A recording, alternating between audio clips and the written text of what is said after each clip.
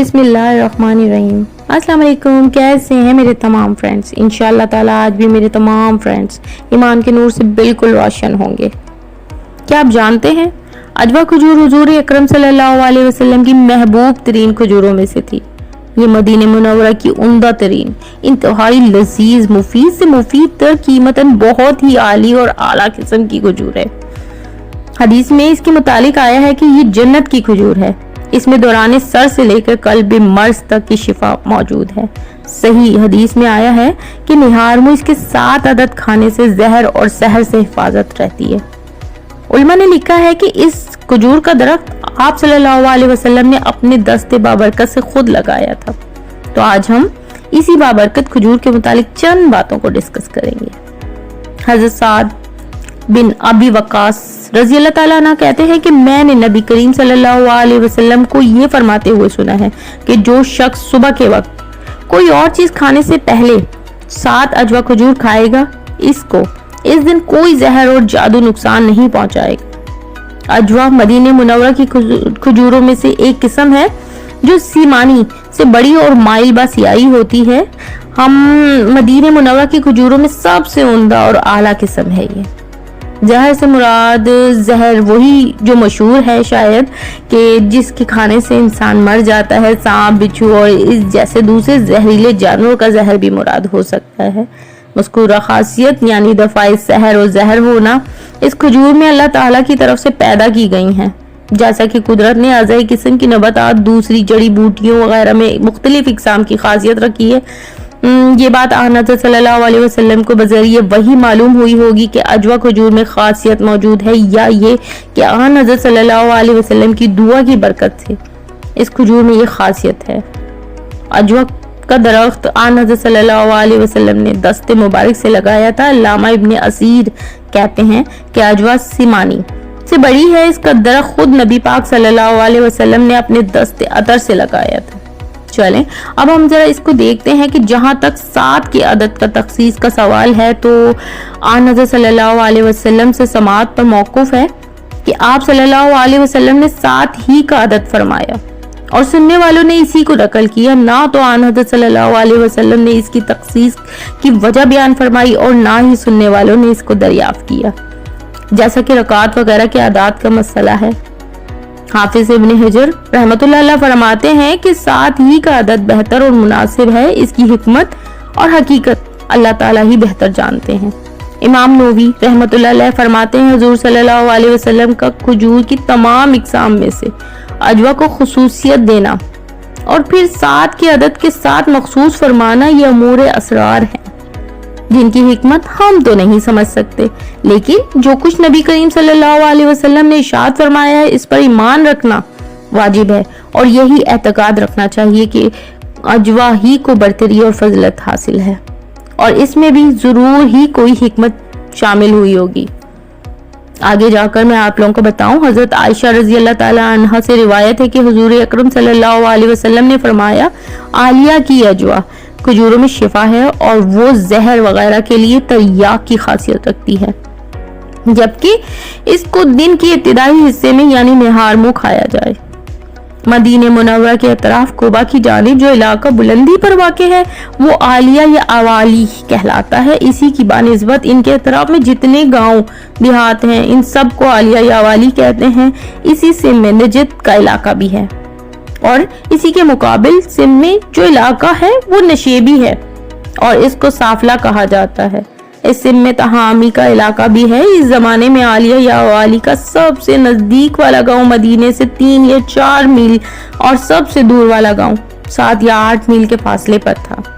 عالیہ کی عجوہ میں شفا ہے کا مطلب تو یہ ہے کہ دوسری جگہوں پر عجوہ کھجوروں کی بنسبت عالیہ کی کھجور زیادہ شفا ہے، یا اس سے حدیث سابق کی متعلقہ فہوم کو تقلید مراد کیا گیا ہے، یعنی کہ پچھلی حدیث میں متعلقہ عجوہ کھجور کی جو تاثیر خاصیت بیان کی گئی ہے اس کو اس حدیث کے ذریعے واضح فرما دیا گیا ہے کہ مذکورہ تاثیر خاصیت عالیہ کی عجوہ کھجور میں ہوتی ہے۔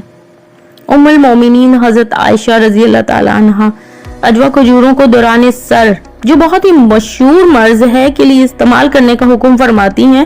حافظ ابن حجر اسقلانی رحمۃ اللہ علیہ فرماتے ہیں کہ عجوہ کھجور کی یہ خصوصیات صرف زمانے مبارک نبویہ کے ساتھ ہی مقید نہیں بلکہ عمومی اور دائمی ہے۔ اگر ہم آگے دیکھیں تو حضرت سعد رضی اللہ تعالیٰ عنہ بھی فرماتے ہیں کہ ایک مرتبہ میں شدید بیمار ہو گیا اور آپ صلی اللہ علیہ وسلم میری عیادت کے لیے تشریف لائے اور آپ صلی اللہ علیہ وسلم نے اپنا دست مبارک میری چھاتی کے درمیان رکھا اور اتنی دیر تک رکھا کہ میں نے اپنے قلب میں آپ صلی اللہ علیہ وسلم کے دست مبارک کی خنکی یعنی ٹھنڈک کو محسوس کیا۔ اس کے بعد آپ صلی اللہ علیہ وسلم فرماتے ہیں تم کو قلب کی شکایت ہے، جاؤ حارث کے پاس جاؤ، جا کر اپنا علاج کرواؤ جو بنو ثقیف کا بھائی اور وہ طبیب بھی ہے۔ بس اسے چاہیے کہ مدینہ منورہ سے 7 کھجوریں لے کر انہیں گٹھلیوں سمیت پیس لے اور ان کا ملیدہ بنا کر تمہارے منہ میں ڈالے۔ عجوہ میں جنون کی سے بھی شفا موجود ہے۔ آپ صلی اللہ علیہ وسلم فرماتے ہیں عجوہ جنت سے ہے اور اس میں جنون کی شفا موجود ہے۔ حضرت ابو ہریرہ رضی اللہ تعالیٰ عنہ کہتے ہیں کہ رسول اکرم صلی اللہ علیہ وسلم نے فرمایا عجوہ جنت کا کھجور ہے اور اس میں زہر سے شفا موجود ہے۔ اب ہم اگر اسے دیکھیں تو عجوہ جنت کا کھجور ہے کا مطلب یا تو یہ ہے کہ عجوہ کی اصل جنت سے آئی ہے، یا یہ کہ جنت میں جو کھجور ہوگی وہ عجوہ ہے، یا یہ کہ عجوہ ایسی سودمند اور راحت بخش کھجور ہے کہ گویا وہ جنت کا میوہ ہے۔ ویسے زیادہ صحیح مطلب تو شاید پہلے والا ہی ہے۔